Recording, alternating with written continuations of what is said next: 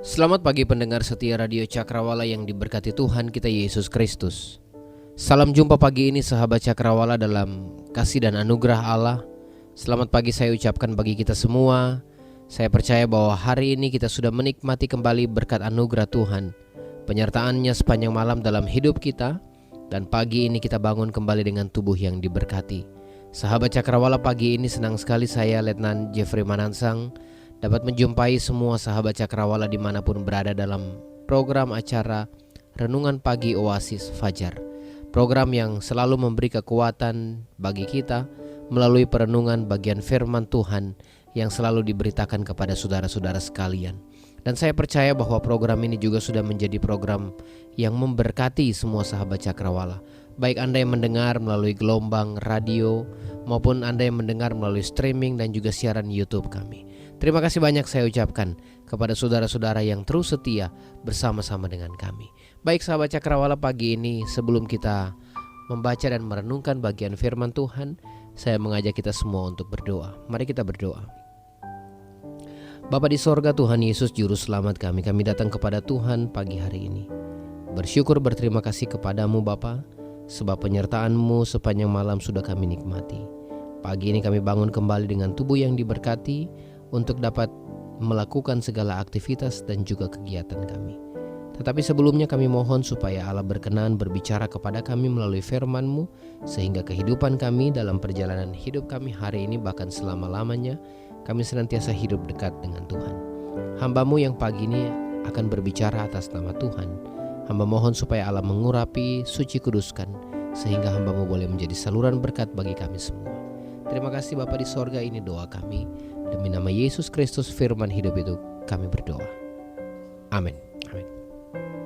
Sahabat Cakrawala yang diberkati Tuhan, dalam beberapa waktu belakangan ini, secara khusus 2 hari ke belakang, kita banyak membahas mengenai kesetiaan, secara khusus kesetiaan Allah.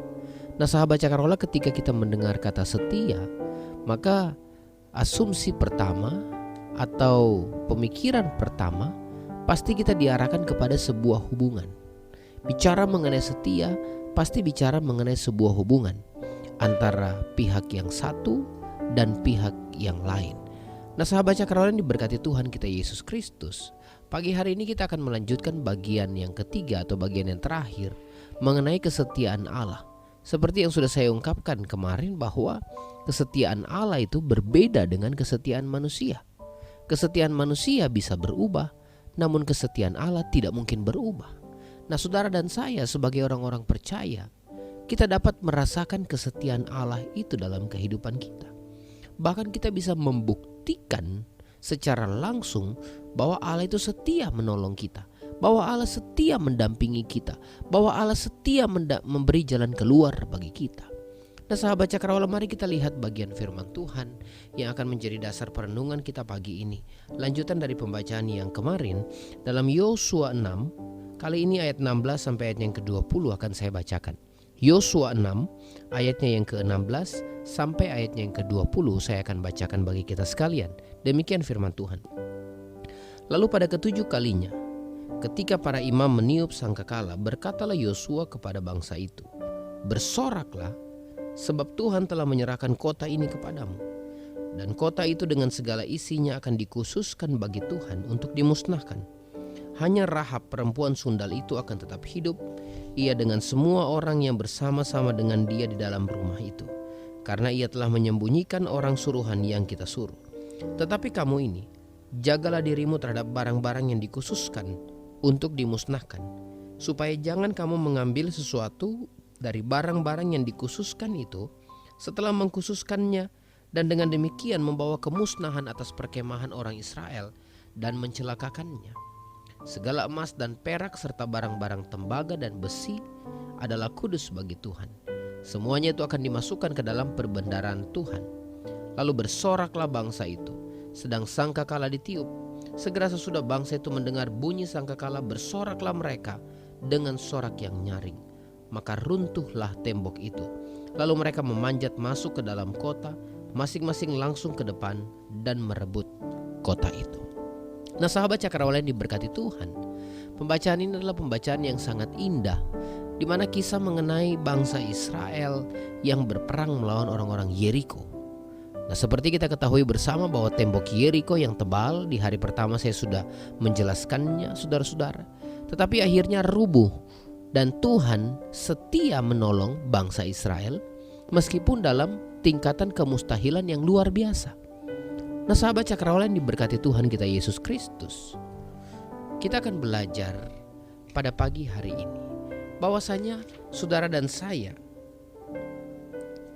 kesetiaan Allah itu berlaku bagi kita meskipun dalam segala tantangan kemustahilan. Saudara-saudara, jika Allah setia, maka pasti Dia tolong kita. Jika Allah setia, maka pasti Dia tuntun kita. Jika Allah setia, maka pasti Dia beri kita jalan keluar. Dan kabar baiknya pagi ini, saudara dan saya bisa membuktikan kesetiaan Allah itu meskipun saudara-saudara kita sedang berada dalam tantangan kemustahilan. Nah, pertanyaannya, bagaimana supaya saudara dan saya bisa membuktikan kesetiaan Allah itu? Saudara-saudara, yang ketiga dalam perenungan kita di hari kemarin dan juga kemarin lusa, saya sudah menjelaskan dua bagian. Bagian terakhir, bagian ketiga pagi ini, bagaimana supaya kita bisa buktikan kesetiaan Allah dalam hidup kita. Hal ketiga, saudara-saudara, coba kita lihat ayat 18. Ayat 18 dari Yosua 6 berkata demikian. Tetapi kamu ini, jagalah dirimu terhadap barang-barang yang dikhususkan untuk dimusnahkan, supaya jangan kamu mengambil sesuatu dari barang-barang yang dikhususkan itu, setelah mengkhususkannya dan dengan demikian membawa kemusnahan atas perkemahan orang Israel dan mencelakakannya. Hal yang ketiga, saudara-saudara, kita harus memiliki kekudusan yang benar di hadapan Allah. Kekudusan yang benar di hadapan Allah. Sahabat Cakrawala yang diberkati Tuhan, kekudusan ini merupakan salah satu sifat Allah. Beberapa kali Allah menekankan kepada umatnya, kuduslah kamu sebab aku kudus. Nah, dalam salah satu penekanan, saudara-saudara, ketika bangsa Israel dekat dengan kemenangan adalah poin tentang kekudusan. Coba perhatikan, ketika bangsa Israel mau berperang dan dekat dengan kemenangan, pasti seruan pertama yang Tuhan bilang, kuduskan diri. Kuduskan diri. Bahkan ini tidak asing lagi di telinga bangsa Israel. Bahkan Allah pernah bilang, kuduskanlah dirimu sebab besok Allah akan bertindak. Nah, saudara-saudara yang diberkati Tuhan, dalam bagian ini ditekankan juga mengenai kekudusan. Allah bilang begini, jangan ambil barang yang harus dimusnahkan. Ada barang-barang yang dikuduskan. Emas, perak, tembaga, besi, itu kudus untuk Tuhan. Dan jangan mengingkari kekudusan itu. Apa artinya, saudara-saudara? Tadi saya katakan bahwa seringkali mendekati kemenangan, umat Allah dituntut untuk semakin menyadari kekudusan Tuhan, sekaligus juga menguduskan diri. Dan seringkali hal ini dilupakan. Tidak ada kemenangan selama kita mencoreng kekudusan hidup kita di hadapan Tuhan. Tidak ada kemenangan selama kita mencoreng kekudusan hidup kita di hadapan Tuhan. Nah, dalam teks yang kita baca tadi, Allah menekankan bahwa emas, perak, besi itu kudus. Itu harus dipersembahkan ke perbendaharaan Allah. Tidak boleh ada yang ambil. Dan dia menekankan standar-standar kekudusan itu. Dan itu dilakukan oleh bangsa Israel. Nah, saudara-saudara, saya rasa bahwa saudara dan saya, kita juga harus ingat, kemenangan itu selalu Allah sediakan bagi orang yang mau menjaga kekudusan hidupnya. Oh, saudara-saudara, pagi ini kita memiliki resep yang bagus untuk menjalani hidup. Kemenangan itu bukan untuk yang kuat. Kemenangan bukan untuk yang banyak uang.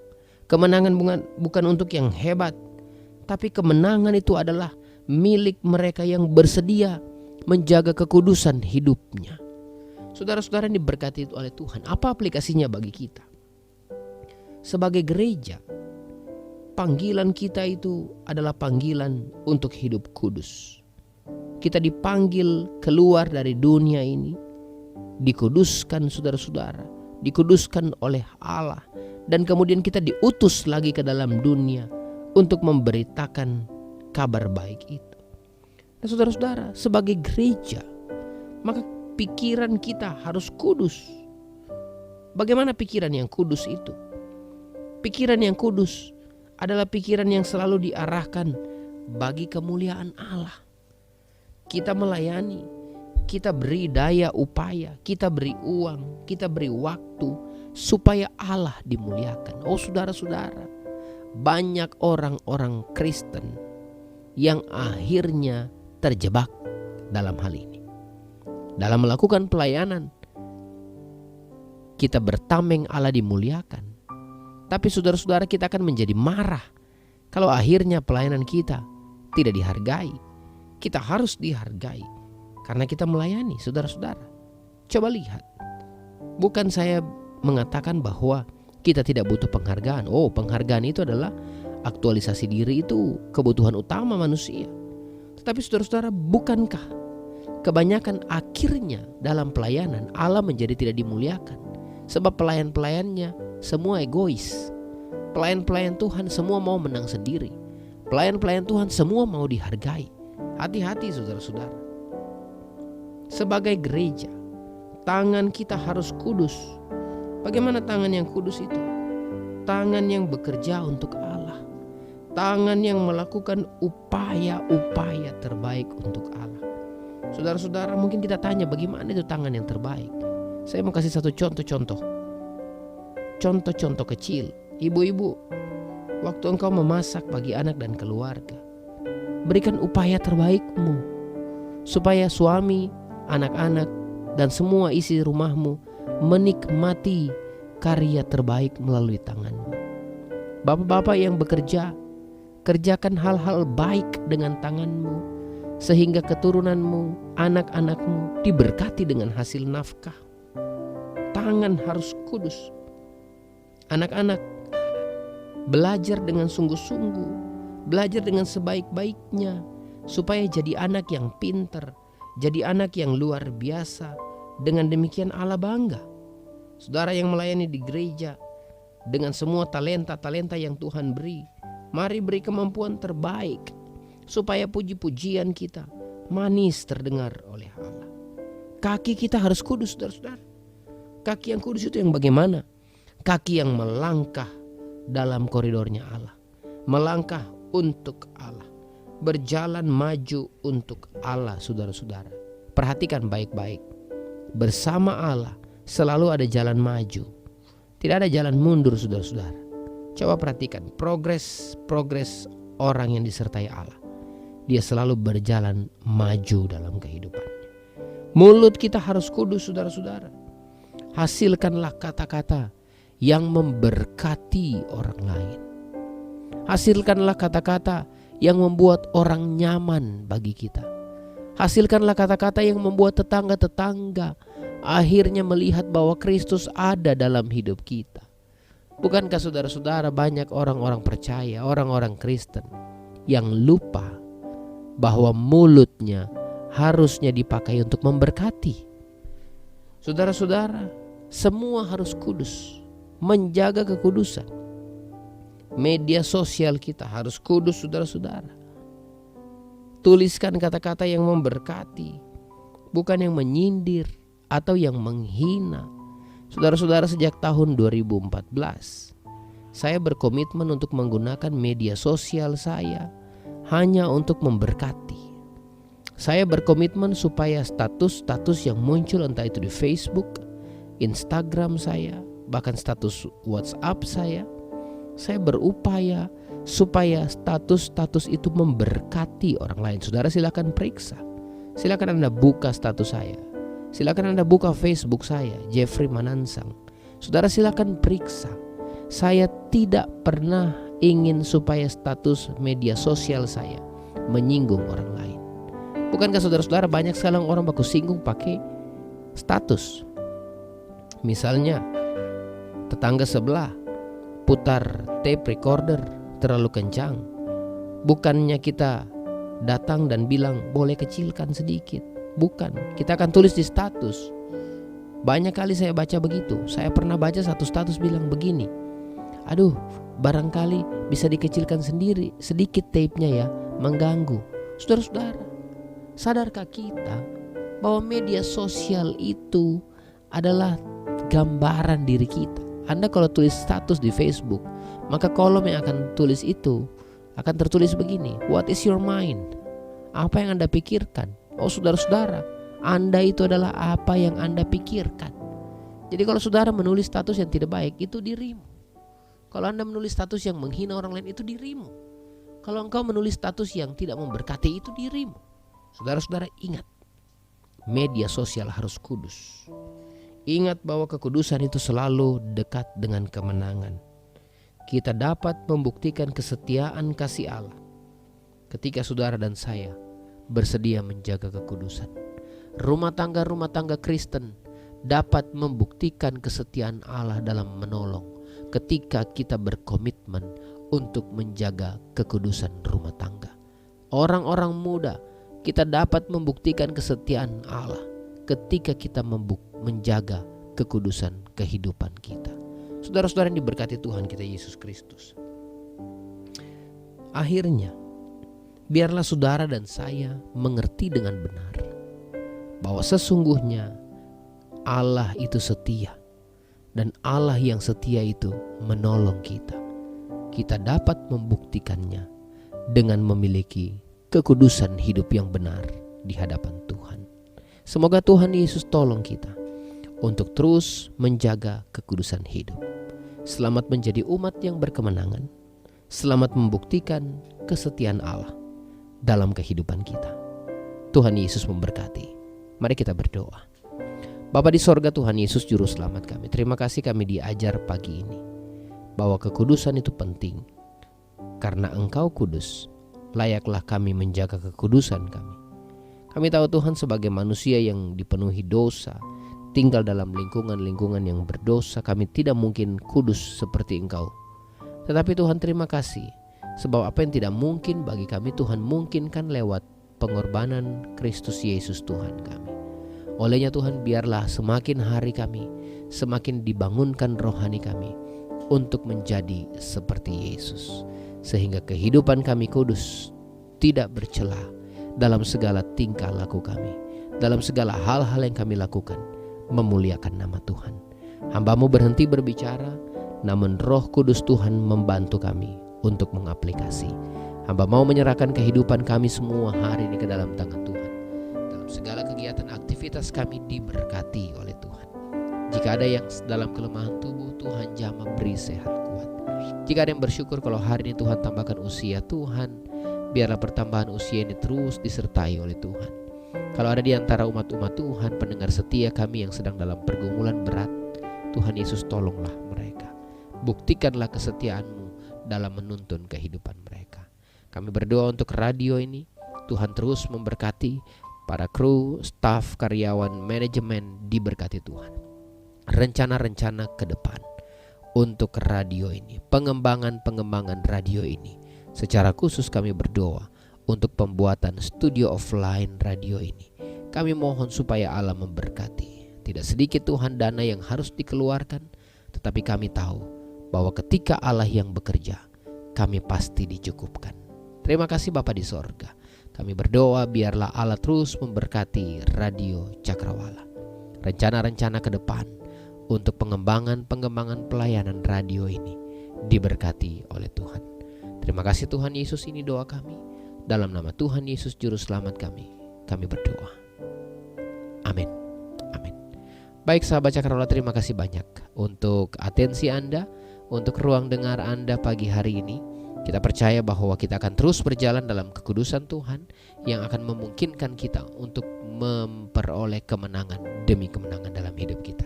Dari Maluku nomor 20, saya Letnan Jeffrey yang bertugas pamit undur diri. Selamat pagi, selamat berakhir pekan. Sampai jumpa lagi. Tuhan Yesus memberkati.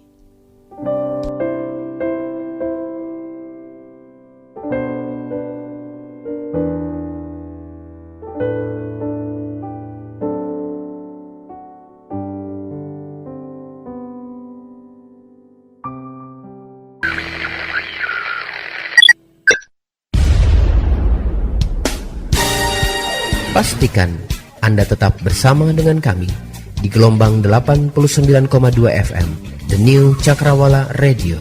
God bless us.